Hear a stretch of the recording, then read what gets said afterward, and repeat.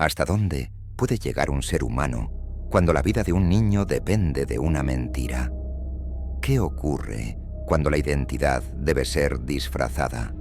La fe debe ser fingida y el silencio se convierte en la única muralla entre la vida y la muerte. ¿Cuántos secretos puede cargar una sola persona antes de quebrarse?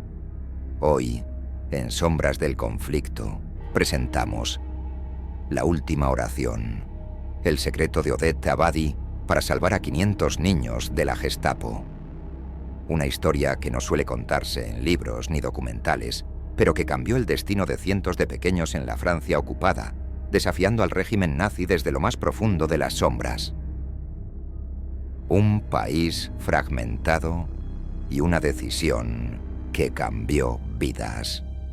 En 1942, mientras la maquinaria del Tercer Reich avanzaba con precisión metálica por toda Europa, Francia vivía un ambiente de persecución silenciosa donde cada puerta podía convertirse en una sentencia y cada documento en una trampa mortal. En medio de este clima de terror, dos figuras que parecían insignificantes frente a un imperio decidieron alterar el curso de la historia. Odette Abadi, médica comprometida con el bienestar humano, y Moussa Abadi, un intelectual cuya creatividad se convirtió en su arma más peligrosa contra los nazis. Lo que comenzó como un acto de compasión se transformó en la construcción meticulosa de una red clandestina para ocultar y proteger a niños judíos perseguidos por la Gestapo. Así nació la Red Marcel, una organización secreta cuyo funcionamiento combinaba astucia, riesgo permanente y una coordinación tan precisa que, durante años, burló al aparato represivo más temido del continente. Pero la pregunta más aterradora era inevitable. ¿Cómo se puede esconder a cientos de niños en un país vigilado hasta en sus rincones más remotos? Una red de protección dentro de los muros sagrados. La respuesta llegó desde un lugar inesperado. Mientras gran parte de Europa se doblegaba ante el miedo, el obispo Paul Remond, líder de la diócesis de Niza, abrió las puertas de conventos, internados y casas parroquiales, creando un refugio espiritual y físico para los pequeños perseguidos. Bajo estas paredes, donde el silencio era casi una regla divina, se tejió una protección tan discreta como efectiva. Los niños fueron transformados en cuestión de días, asumieron identidades nuevas, aprendieron oraciones que jamás habían pronunciado y adoptaron hábitos cristianos con un nivel de naturalidad que, en ocasiones, ni ellos mismos podían comprender.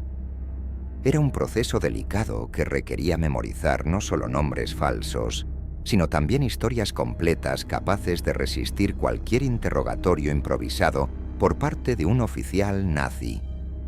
Conventos que parecían silenciosos eran, sin que nadie lo supiera, fortalezas en las que se escondían decenas de vidas.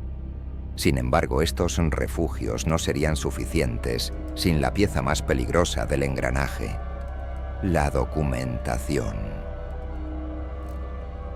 Identidades construidas a partir del miedo. La Red Marcel no solo escondía niños, los convertía en ciudadanos invisibles para la Gestapo. Para ello, Odette y Moussa recurrieron a un sistema que combinaba precisión burocrática con un riesgo imposible de medir. Obtuvieron actas de bautismo auténticas, gestionaron certificados de nacimiento reformulados, modificaron la procedencia y la historia de cada niño y, de manera casi artesanal, reconstruyeron identidades sólidas capaces de superar los más rigurosos controles. Pero esta operación presentaba un peligro insuperable. Si la Gestapo encontraba los documentos originales, los niños quedaban condenados. Por esa razón, Odette tomó una decisión extraordinaria y casi incomprensible para quienes no vivieron ese terror. Quemó cada lista, cada nota, cada rastro escrito de la verdadera identidad de los niños. En un mundo dominado por la burocracia nazi, decidió que la única fortaleza inexpugnable sería su propia memoria. Así, los nombres verdaderos de 500 niños habitaron solo un lugar: la mente de una mujer que sabía que un olvido, una confusión o una traición podían desencadenar una tragedia irreparable. La caída, la tortura y el silencio que desafió al Tercer Reich. Pero ninguna red clandestina puede permanecer oculta para siempre. En 1944, cuando la ofensiva nazi en Francia se intensificaba, Odette fue capturada y entregada a la Gestapo. Desde el primer interrogatorio quedó claro que no buscaban información secundaria. Querían la lista, querían los nombres, querían ubicar a los niños y destruir la red desde la raíz. Comenzó entonces un periodo en el que el cuerpo de Odette fue sometido a golpes, hambre, privación y tortura psicológica. Sin embargo, la mujer que había memorizado 500 vidas no reveló una sola palabra, sosteniendo un silencio que no se originaba en el miedo, sino en la responsabilidad de saber que cada confesión equivalía a una muerte segura. La enviaron a campos de concentración, donde soportó enfermedades, trabajos forzados y condiciones que hubieran quebrado incluso a los más fuertes. Sin embargo, incluso allí, sin comida suficiente y con la salud deteriorándose, nunca permitió que el secreto se escapara de su mente ni de su voluntad.